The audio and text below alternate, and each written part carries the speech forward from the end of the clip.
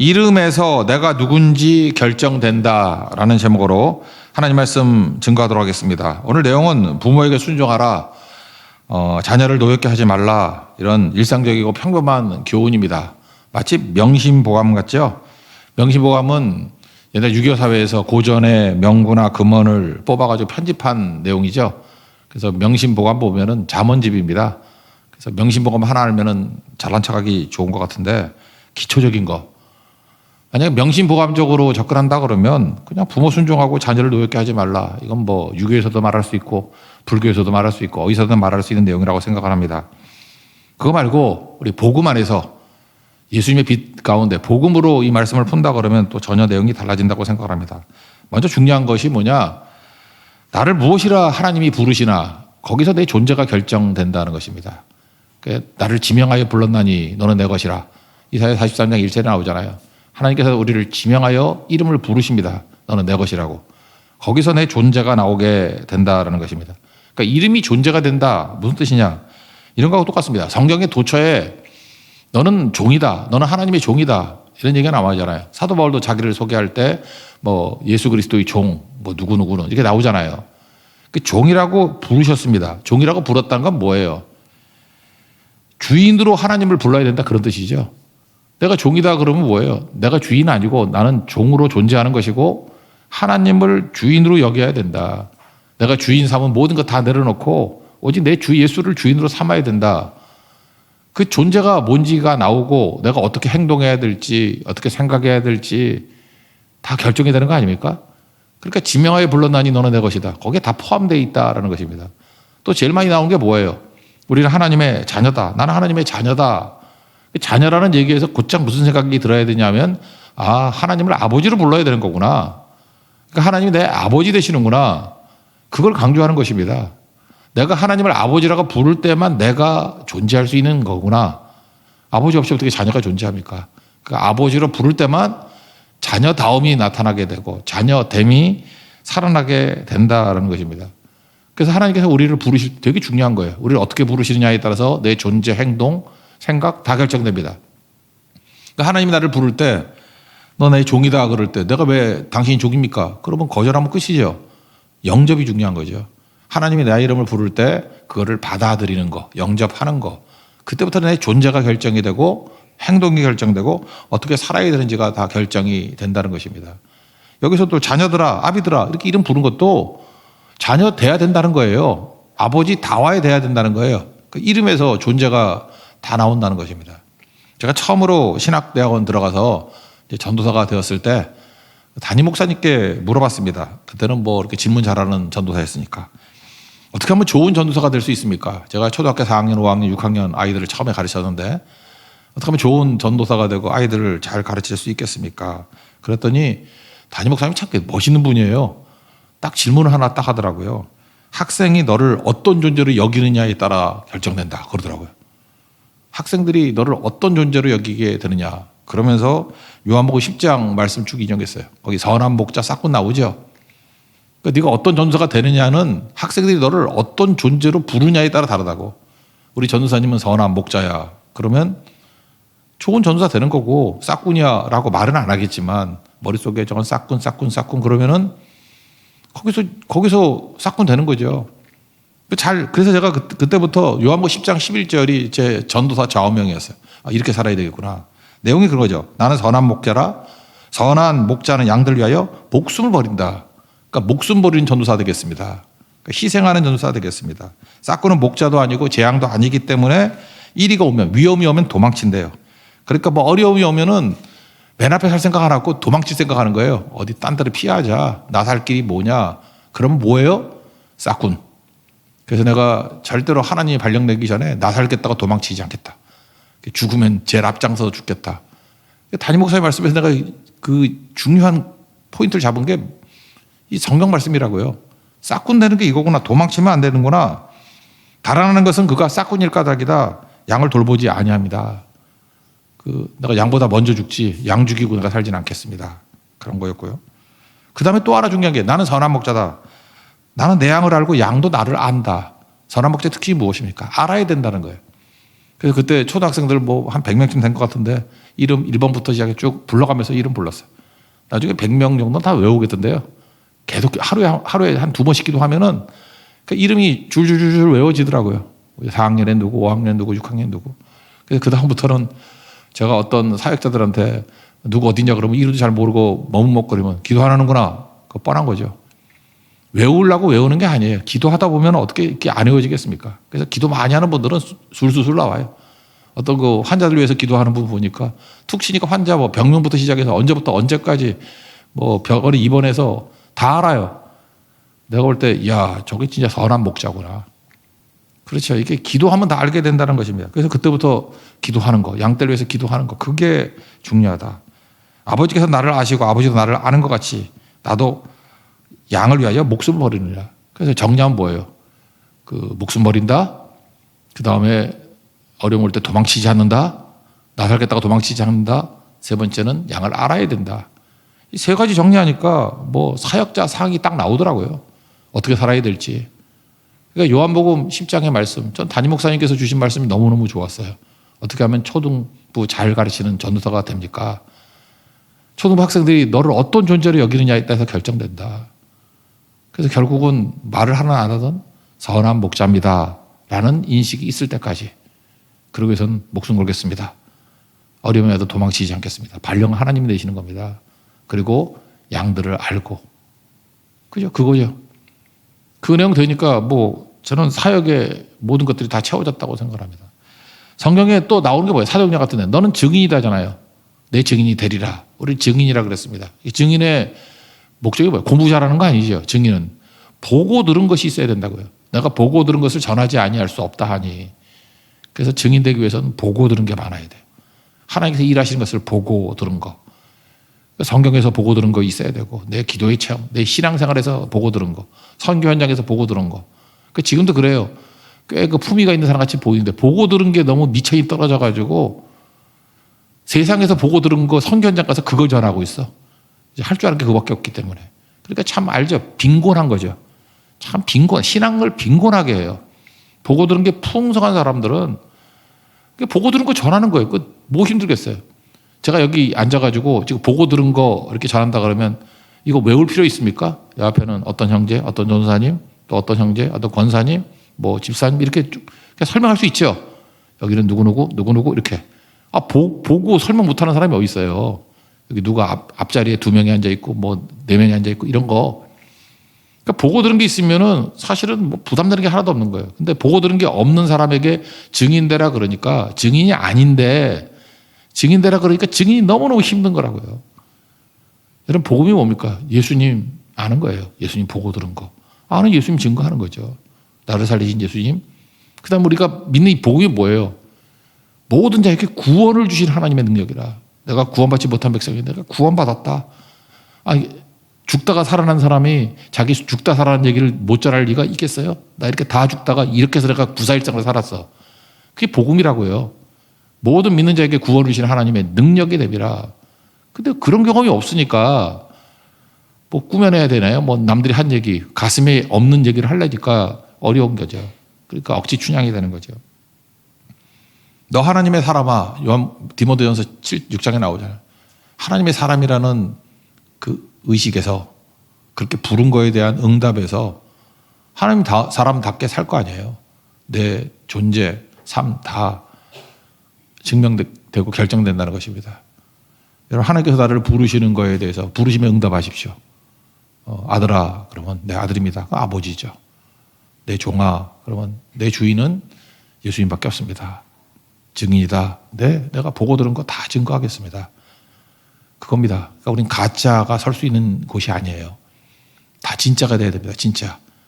진짜에서 존재가 나오고 행동이 나오고 우리의 열매가 나오게 된다는 것입니다. 하나님이 부르심에 응답할 수 있는 하나님의 거룩한 종 되기를 바랍니다. 그러면 실질적으로 이 사역을 감당하기 위해서 필요한 건 뭐냐? 사랑이 있어야 되는데 여기서 주 안에서 뭐 이렇게 나오죠. 주 안에서 여기 기쁘게 하는 것이라. 주 안에서. 그러니까 사랑이 내 안에 없다라는 것입니다. 그러니까 하나님께서 부어주셔야 된다는 거예요. 우리가 어떤 일을 하고자 할 때 뭐 자녀들아 그러고 뭐 순종하라. 아비들아 뭐 노엽게 하지 말라. 그럼 그게 사랑에서 나오는 건데 사랑이 우리 안에 없잖아요. 그러니까 하나님, 복음이 그래서 중요한 거예요. 복음에서 나오는 거잖아요. 복음에서. 복음이 예수님이잖아요. 예수님께로부터 나온다는 것입니다. 그러니까 예수님 만나기 이전에 예수님의 사랑을 받고 흘려보내면 되는데 그게 없으면은 엄청 부담감이 생기고 책임감이 생긴다는 것입니다. 그러니까 눌리는 갑갑함이 있죠. 그러니까 우리는요, 예수 안에 있지 않으면 뭐든 쉽지 않습니다. 다 어렵고 힘들고 그러니까 사역이 힘든 이유는 뭐냐 하면 은혜가 떠났기 때문에 그래요. 주님과 이 단절이 있기 때문에. 공급받는데 뭐 폭포수가 뭐 마르겠어요? 물 떨어졌다는 얘기는 뭐냐면 물의 근원에서 끊어졌다라는 얘기하고 똑같은 거겠죠. 로마서 5장 5절 보니까 하나님의 사랑이 우리 마음에 부음받음이, 그러니까 사랑의 원천이 내 안에 없다는 거죠. 하나님이 공급해 주시고 부어 주셔야 사랑이 생기는 것이다. 제가 인도 선교사 헨리 마틴 얘기를 종종 하는데 하나님의 성품을 묵상하는 것보다 더 중요한 것은 없다. 우리 지난 수요일부터 제가 하나님의 사랑에 간 걸 한번 다시 한번 생각해 봤으면 좋겠어요. 마이클 리브스라는 사람이 쓴 책인데 선하신 하나님, 선하신 하나님, 나온 지 한 7, 8년 된 것 같은데 거기 보면 삼일체 하나님에 대한 설명이 돼 있어요. 삼일체 하나님 설명이 쉽지 않은데 선하신 하나님, 주님의 선하심 뭐 그런 거죠. 예. 그래서 하나님 설명이 돼 있어요. 나는 이 하나님 설명에 대한 책이 참 좋더라고요. 일반 다른 신들은 홀로 존재하잖아요. 뭐 이 잡신들. 그러니까 근본적으로 사랑을 알 수가 없대요. 왜? 사랑은 대상이 있어야 되는 거니까. 하나님이 사랑이시라. 그게 가능한 이유가 뭐냐 하면 성부와 성자 간의 사랑이 있잖아요. 삼일체. 우리는 신비기 때문에 뭔지 몰라요. 그렇지만 성자와 성부 하나님, 아버지와 아들이라 그러잖아요. 그 사이에 사랑이 있죠. 이렇게 흐르는 거죠. 그 대표적인 게 예수님께서 대제사장의 기도라 그래서 그 십자가 지시기 전에 마지막 제자들 위해서 기도했던 게 있죠. 요한복음 17장. 거기 24절을 보니까 아버지여 내게 주신 자도 나 있는 곳에 나와 함께 있어. 그 다음에 이게 중요한 건데 아버지께서 창세전부터 나를 사랑하심으로 내게 주신 영광을 그들로 보게 하시기를 원하옵나이다. 그러니까 창세전에, 그러니까 우리 인간도 만들기 전에, 인간이 범죄하기 이전에도 하나님은 뭐로 존재하셨어요? 아버지로 존재하셨고 예수님은 아들로 존재했다고. 우리는 우리를 구원하기 위해서 예수님이 아들이 되셨고 뭐 그게 아니고 원래 하나님께서 아버지와 아들로 존재했다라는 거예요. 근데 동등하고 그분이 하나예요. 그러니까 삼위일체는 우리 인간의 머리로는 이해 다 못하는 거예요. 하나님이 이렇게 존재한다고 설명하실 뿐이지. 그러니까 창세전부터 아버지는 아버지였고 아들은 아들이었다는 것입니다. 그래서 기독교에서만 하나님이 사랑이다. 이게 증명이 가는 거예요. 딴 종교에서는 사랑이 있을 수가 없죠. 대상이 없으니까. 만들기 전에 뭐 대상이 있겠어요? 그래서 아버지와 아들의 사랑이 있었다. 그리고 그 다음 만약에 아버지와 아들, 성부와 성자 둘만 사랑했다 그러면 그 사랑은 배타적이고 그죠? 고립적인 게 되죠. 둘만 사랑하니까. 그런데 성령이 오셔서 고여있는 사랑에서 흘러가는 사랑으로 만드셨다. 그래서 여러분 어느 교회나 성령 충만해지면 답답함이 깨져버리는 거예요. 이기적인 게 깨져버리는 거예요. 그 안에서 뭐 우리는 사랑의 띠로 하나가 되었습니다. 여기서 머무른 게 아니라 성령은 오버플로우, 흘러 넘쳐나게 만드는 영이에요. 그래서 성령 받아야 되면 성령 받으면 비로소 고여있는 고인물이 되지 않고 흐르는 물이 된다고요. 교회가 흐르는 물이 되기 위해서는 성령의 성령. 그래서 성부, 성자 하나님을 통해서 사랑의 존재를 깨닫고 그 사랑이 성령을 통해서 흘러가게 돼 있다고. 그 삼일체 하나님의 흘러가는 사랑의 결과 우리가 존재하는 거잖아요. 그래서 우리 존재 속에 삼일체 하나님의 사랑이 배어 있어요. 참 묘하지 않습니까? 남녀지간의 사랑에서 그 사랑이 흘러넘치는 걸 통해서 우리 새 생명이 탄생이 되잖아. 똑같은 거예요. 우리 안에 있는 그 사랑에서부터 하나님의 사랑에서 내가 존재하고 우리의 사랑에서부터 이게 흘러넘쳐서 또 다른 사람들을 살릴 수 있는 길이 된다라는 것입니다.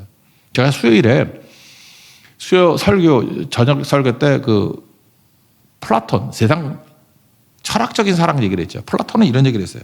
사랑이라는 거, 거기서 이제 헬라 철학에서 말하는 에로스 아니에요, 에로스. 사랑은 내가 갖지 못한 그것을 얻으려고 하는 욕망이다. 목마름이다. 그걸 에로스라고 그랬어요. 남자는 자기에게 없는 걸 여자에게 찾죠. 그게 에로스. 여자는 자기에게 없는 남성적인 걸 찾잖아요. 그걸 에로스. 그게 그렇게 설명을 했다고 철학에서. 뭐 그래 철학. 남녀지간의 설명은 아니에요. 하여튼 간에 내가 갖지 못한 것을 얻으려고 하는 욕망, 그걸 에로스라 그랬다고, 에로스.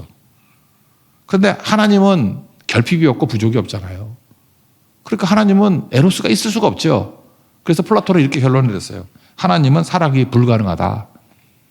그래서 일반적인 철학에서나 일반 종교에서 말할 때 신들은 사랑이 없어요. 근데 하나님께서는 사랑이시라. 그 얘기는 무슨 얘기예요? 고통이 있다는 거예요. 여러분 인생을 살아보십시오. 사랑하면 고통이 있습니다. 그리고 뒤집어서 내가 고통당하는 모든 것들이 다 사랑이에요. 그렇지 않아요? 여러분 어떤 사람이 어려움 당하고 뭐 날 외면하고 갔어요. 그 신경도 안 쓰죠? 아프리카에 있는 사람이면 나를 외면하고 막 갔다. 뭔 관계가 있어.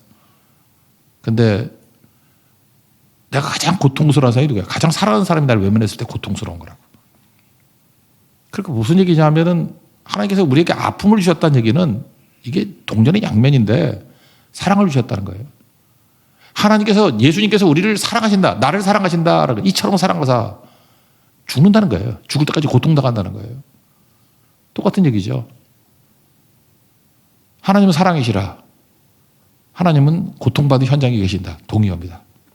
그래서 하나님 우리에게 사랑을 한량없이 부어주십시오. 그럼 우리를 고통의 현장 속에 가게 만드는 거예요. 거기서 사랑을 만나는 거고 내가 가장 고통 많이 받는 곳에서 거기 하나님이 계신다니까요. 예수님이 계신다니까요. 그래서 교회가 하나님의 사랑입니다. 하나님의 사랑이 넘치는 교회가 되기를 원합니다. 그러면 항상 고통받는 자들 향해서 나가게 돼 있고 내 고통 속에서 하나님을 만나게 되고 진짜 사랑은요 고통 속에서 생기는 거예요. 가난할 때 행복 그러잖아요. 가난할 때 진짜 사랑이 피어나는 거죠. 고통을 나누면서 도우면서 뭐든지 다 풍족해 보십시오. 넉넉해 보세요. 고통이 없잖아요. 사랑도 없습니다. 그냥 동거할 뿐이지. 그런 의미에서 하나님께서 우리에게 사랑을 흘려 보내주신다. 그걸 잊지 마십시오. 그러면 전제인데 하나님이 우리의 주어가 되시고 하나님께서 모든 것의 주관자가 되어 주신다. 이걸 이제 보통 선택이라 그러는데 에베소에서는 하나님이 주어가 되신다. 그러니까 하나님이 주어가 되시기 때문에 주님께서 우리를 불러주시죠. 이름을 불러주시죠. 그래서 내가 존재하게 되고 하나님의 사랑이 우리에게 부어지게 되죠. 그래서 사랑이 흐르게 된다는 거예요. 잘 흐르지 않는다 그러면 성령 받으십시오. 성령 충만해지면 그것이 좁은 곳에서 막 흘러. 그래서 성령을 해서 성교의 영이에요. 성령은 흘러 넘치는 영이라고요. 고여있다라는 느낌이 들 때마다 성령을 구하십시오. 그리고 흘러 넘치는 하나님의 백성이 된다라는 것입니다. 이게 명심보감하고 다른 기독교적인 복음적인 메시지의 근거입니다. 이 근거 틀을 가지고 이제 간단하게 보면 돼요. 자녀들아 모든 일에 부모에게 순종하라 그랬죠. 모든 일에 부모에게 순종하라. 순종이란 말이 지난번에 제가 순종 복종 지난주가 아니라 남편과 아내 얘기할 때 나왔죠. 복종. 휘파쿠오라는 단어인데 귀를 기울이다 그런 뜻이에요. 귀를 기울이다. 복종, 순종이 뭐예요? 경청하다. 모든 일에 그러니까 자녀들이라고 하면 부모에게 귀를 기울이라 그런 얘기예요. 그걸 할 수 있죠. 여기서 순종하라는 건 뭐냐 하면 그냥 예를 들어서 뭐 그런 거 있잖아요. 뭐 부모가 믿지 않는 부모예요. 그래서 교회 가지 마. 뭐 예배 드리러 가지 마. 그거 따를 수는 없잖아. 그렇지만 부모가 왜 저렇게 말하는지를 외면하지 말고 귀를 기울이라는 거예요. 귀를 기울이다 보면 저분 속에 믿음이 없기 때문에 예수님을 영접하지 않았기 때문에 저렇게 십자가의 원수로 행동하는구나. 그거를 귀담아 듣는다 그러면 지금 우리 어머니에게 필요한 거, 우리 아버지에게 필요한 게 뭐냐면 예수님이구나. 구원받는 믿음이구나. 그러면 기도가 바뀌게 되고 또 공손하게 대하면서 전하게 될 것이고 그 다음에 내가 왜 이렇게 귀중하게 얘기하는지 자기 얘기를 설명할 거 아니에요. 간증이 될 것이고 또 물론 기다림이 있겠죠. 그게 순종이라고요. 그 순종이라는 게 귀를 기울인다 그러면 이제 답이 나오겠죠. 귀를 안 기울이는 건 뭐죠? 부모는 뭐 안 믿는 인생이야. 저분은 저분 철학으로 살고 나는 내 믿음으로 살 거야. 따로 생각도 하기 싫어. 만나기도 싫어. 이런 거는 순종이 아닌 거죠. 순종이 휘파, 쿠어, 귀를 기울이다, 경청하다거든요. 이거 예를 하나 들어본다 그러면 누가복음 15장에 나오는 그 탕자 형이 있잖아요. 형이 뭐라 그러냐. 동생이 와가지고 뭐 이렇게 잔치 벌이니까 하여튼 이 형의 문제는 들으려고 하지 않는 거예요. 아버지한테 뭐라고 얘기해요? 나는 여러 해 동안 아버지를 섬겨 영을 어김이 없거늘. 그러니까 아버지 늘 옆에 있었어. 이게 순종이에요? 아니죠. 명을 어긴 게 없다. 이게 종놈도 할 수 있지. 명령한 거 다 지키는 거. 껍데기죠. 왜 이 형에 있어서 순종하지 않았다 그러냐 하면 아버지의 마음을 들으려고 하지 않아요. 아버지 조금 들으려고 그러면 아버지는 마음에 뭐가 있는 거예요? 왜 맨날 식사하시고 난 다음에 나가서 왜 문 앞에 서 있지? 물어봐야 될 거 아니에요. 아버지 얘기를 들으려고 해야 될 거 아니에요. 아버지 마음에는 집 떠난 아들밖에 없는 거예요. 아들이 오는 게 반가운 거고. 아들이 죽었다 살아난 아들이라 그러잖아요. 아버지께 들으려고 하는 마음이 없는 그놈. 불순종이라고. 순종은 듣는 거예요. 듣는 거. 아시겠죠? 껍데기가 아닙니다. 지금도 마찬가지예요. 뭐 형같이 교회에서 유교적으로 껍데기는 잘 따르는 것 같이 보이지만 하나님 아버지의 마음을 읽지 못하고 하나님의 뜻이 뭔지를 귀 기울이지 않는다 그러면 그 순종하는 게 아니라고요. 그러니까 자녀들아 이거는 뭐 손 위에 있는 어른하고 대하는 것도 마찬가지죠. 무시하지 말고 잘 들으십시오. 듣는 거, 귀를 기울이는 거 그거예요. 그걸 하게 될 때 하나님께서 그에게 은혜 주세요. 예수님은 순종 잘하셨죠. 빌립보서 2장 8절 같은 데 보니까 사람의 모양으로 나타나사 자기를 낮추시고 죽기까지 복종하셨으니 곧 십자가의 죽으심이라. 예수님 기도했잖아요. 겟세마네 동산에서 뭐 웬만하면 이 잔 좀 떠나가게 해달라고. 나의 원대로 마옵시고 아버지의 원대로 되기를 원합니다. 여기서 예수님의 순종이 나오죠. 하나님의 음성을 들으려고 그러잖아요. 나는 지금 힘든데요. 듣겠습니다. 아버지 뜻은 내가 죽어서 이 사람들을 구원하는 것이군요. 십자가가 하나님의 뜻이군요. 그러니까 자기를 낮추시고 죽기까지 복종하셨으니 휘바쿠어. 이게 듣는 거예요. 듣는 거. 자녀들아 이 모습 갖기를 원한다. 그런 거죠. 그러니까 맨날 이상한 데 와서 질문하지 마세요. 뭐 부모에게 뭐든지 순종하라 그랬는데 뭐 교회 가지 말라 그래도 순종해야 됩니까? 말아야 됩니까? 그럴 때는 순종이란 것이 뭔지를 설명해 주면 알겠죠? 듣는 거. 귀담아 듣는 거.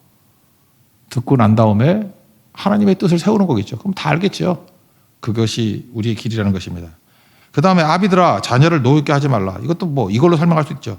노엽게 하지 않는 것도 자녀들의 그 마음을 듣는 거죠.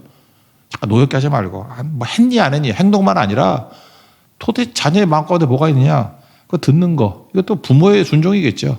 그런 것도 필요하다 그런 건데 더 중요한 거는 부모로서 자녀들을 양육할 때는 무조건입니다. 용서와 사랑을 준비해야 됩니다.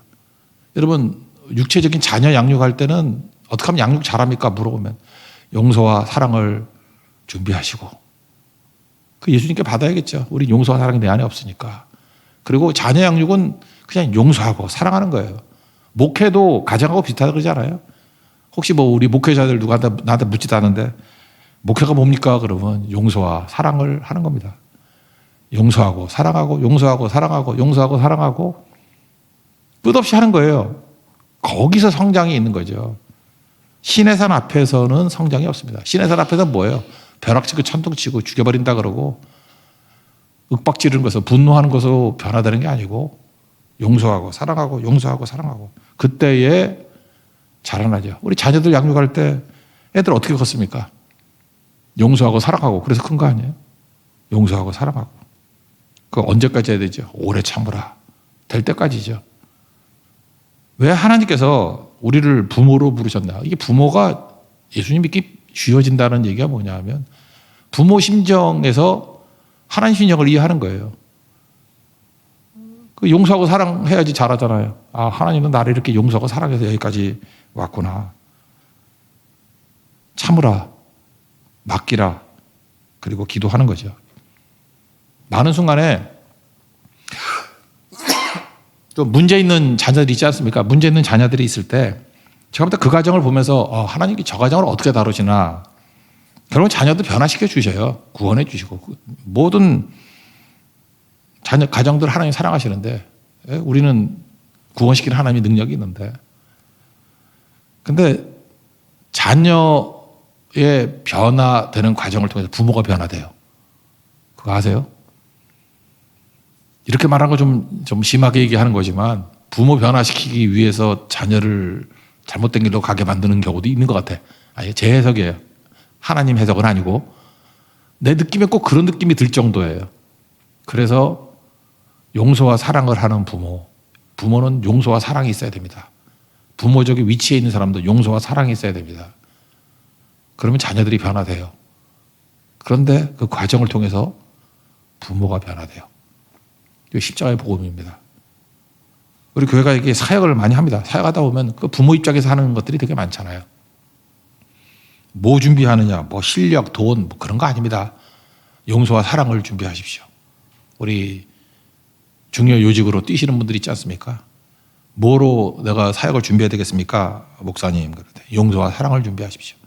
무슨 일을 하든지 용서와 사랑 해야만 성장이 있고 일어서게 된다는 거예요. 먼저 받아야겠죠. 용서와 사랑을 받고 용서와 사랑을 흘려보낼 때 그때 능력이 나타난다는 거예요.